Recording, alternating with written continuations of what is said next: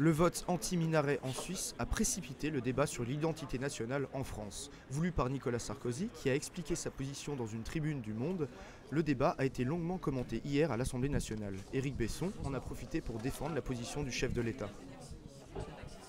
Il estime que la laïcité est l'un des piliers de notre République. Il dit que les musulmans, comme tous les autres croyants, ont le droit de croire, de pratiquer leur religion en France. Et qu'en même temps, il faut trouver des accommodements, une façon de faire qui fasse qu'un minaret, ce symbole adossé à une mosquée, ne heurte pas les paysages, les cultures locales, etc. Et jusque-là, la France s'est singularisée par le fait que ce dialogue s'est toujours bien passé. Donc, moi j'ai compris sa tribune comme une incitation à ne pas importer ce débat en France, et je pense qu'il a eu entièrement raison. Donc, face à ce cascade de provocations, on n'a pas grand-chose à faire, effectivement.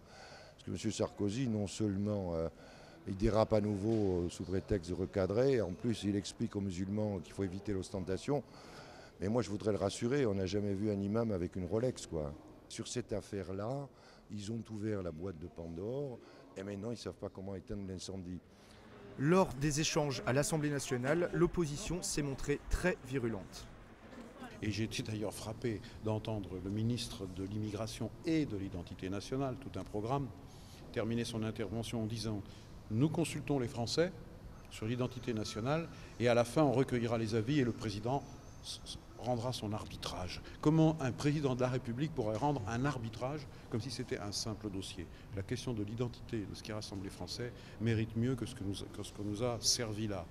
Du côté de l'UMP, on s'est montré fidèle à la ligne du gouvernement.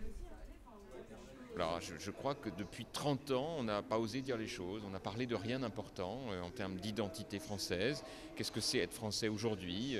Comment vivre bien le fait que notre population est profondément différente de ce qu'elle était il y a 50 ans? Et ce message de rassemblement, il ne faut pas craindre de le délivrer en abordant tous les sujets qui fâchent. Voilà. À l'Assemblée comme ailleurs, ce débat n'a pas fini de déchaîner les passions.